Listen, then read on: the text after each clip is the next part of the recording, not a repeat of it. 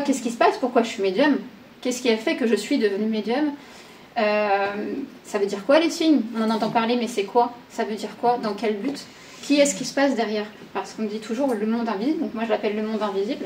Je dis souvent de l'autre côté et pas là-haut, vous verrez sur le long de la conférence, parce que pour moi là-haut ça n'a pas vraiment de sens, puisque pour moi c'est de l'autre côté, c'est-à-dire de l'autre côté derrière un voile que nous on ne perçoit pas, mais qui est pourtant bien là. Donc tout ce que je transmets aujourd'hui avec vous en atelier, en consultation, c'est que du vécu. Il n'y a aucune formation, il n'y a aucun bouquin.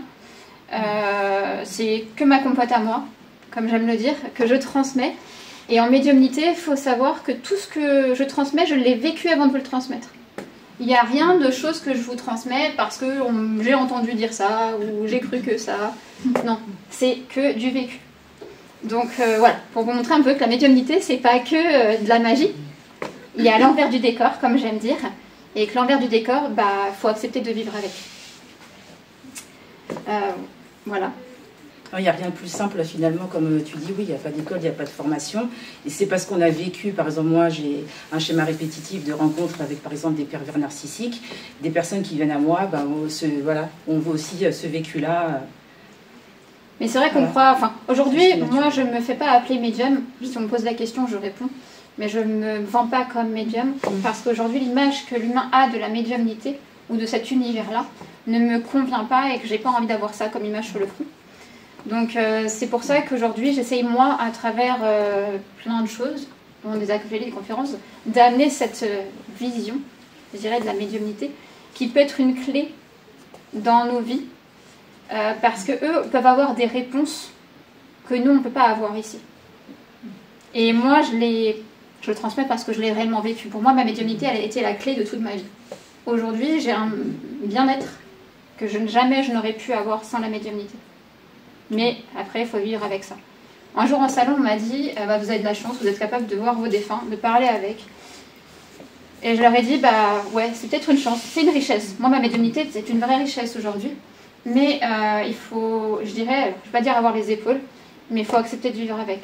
Parce que c'est des nuits blanches, c'est des choses un peu bizarres qui vous arrivent, c'est des connexions que vous ne demandez pas, c'est des deuils que vous ne faites pas, parce que moi, mon deuil, je ne le ferai jamais. Jamais je n'accepterai la manière dont on me l'a donné.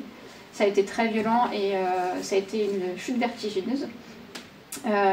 Mais ça m'a amené beaucoup de richesse. Parce qu'aujourd'hui, j'ai compris les liens d'âme, j'ai compris la vie, j'ai compris le deuil, j'ai compris pourquoi on est là, j'ai compris tout le sens de tout ça. Donc voilà. Mais c'est vrai qu'après, c'est pas simple. Non. Ce qui n'est pas simple, je pense que tu pourras le dire, c'est aussi la vie dans notre quotidien. Oui. Avec nos enfants, nos maris, nos familles. Il est difficile, même de la société au niveau amical ou professionnel, il est difficile de ne pas connaître le rejet. Parce qu'on touche à des choses qui sont quand même pas évidentes à comprendre. Et qui fait qu'on n'est pas forcément accepté, ou on va être traité de plein de manières différentes, parce qu'on ne rentre pas dans un carcan, qu'on ne correspond pas à un moule, et qu'on commence à partir dans des choses qui sont pas forcément comprises de tout le monde. Et il faut qu'on accepte ça dans notre quotidien, parce que ça fait partie de notre chemin d'âme, notre chemin d'histoire, notre mission de vie. Oui. Parce que, comme je le dis, avoir des capacités, ce n'est jamais gratuit. C'est pour nous, mais c'est surtout pour les autres. Et on donne beaucoup de nos personnes pour pouvoir vivre avec ça. Voilà. Mais on n'est pas préparé, et oui, personnellement, oui, nos proches ne sont pas préparés, ne le comprennent pas, tout le monde n'est pas éveillé comme vous, et il y a beaucoup d'incompréhension, beaucoup de moqueries. Ouais. Mais aussi, voilà, parce que comme on dit, on n'est pas né pour se dire je vais être médium. Avant, on avait un travail, entre guillemets, normal, donc c'est un chamboulement total, personnel et professionnel. Mais qu'on n'a pas le choix d'accepter. Parce que si on ne l'accepte pas, ça peut nous retomber dessus au niveau chemin d'âme. Qu'est-ce que vous appelez si vous ne l'acceptez pas? C'est-à-dire qu'en fait, si on se bat contre, parce que je dis toujours qu'avoir des capacités, que ce soit Mélanie, que ce soit moi, que ce soit d'autres médiums que j'accompagne aujourd'hui, avoir des capacités, ça fait partie de nous. Ça fait partie de notre histoire. Nous, on n'a rien demandé et on vient avec. À un moment donné, ça se déclare. Moi, ça s'est déclaré du jour au lendemain, on ne m'a pas demandé mon avis. Et qui fait qu'à un moment donné, se battre contre ça, c'est se battre contre nous-mêmes. Parce que ça fait partie de nous, ça fait partie du pourquoi on est là. Donc si on va contre ça, pour plein de personnes, pour la famille, pour notre couple, pour nos enfants, pour nos amis, pour un travail, on va contre nous-mêmes. À ce moment-là, c'est une guerre qu'on déclare à nous-mêmes, qu'on déclare à notre histoire, qu'on déclare à notre chemin de vie, et à un moment donné, on va nous le ramener. Soit la médiumnité va revenir de plus en plus forte parce que de l'autre côté, nous, on a un accompagnement qui fait que ça va se revenir et revenir et revenir jusqu'à temps qu'on craque, jusqu'à temps qu'on lâche prise. Soit on va nous laisser tranquille, par contre, quand on va retourner de l'autre côté, on va avoir un problème. Et certainement qu'on le revivra l'après, parce que ça fait partie de notre histoire.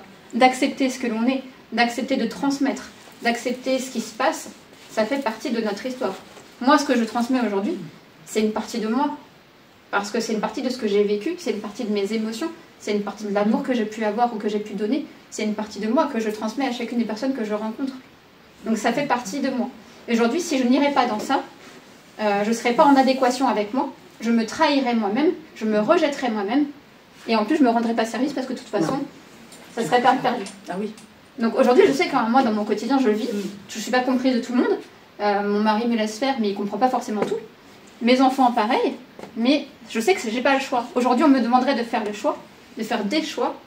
Je suis obligée aujourd'hui de choisir la médiumnité. Parce que ça fait partie de mon histoire, ça fait partie de mon chemin, ça fait partie de mon rôle aussi ici, qui fait que j'ai eu mon parcours de vie pour moi à un moment donné, et qu'aujourd'hui, je vis aussi un peu pour les autres. Parce que ce que je transmets, c'est pour accompagner ceux qui sont là. Mais si je vais contre ça, je vais contre ma mission, et ma raison à là, elle est erronée.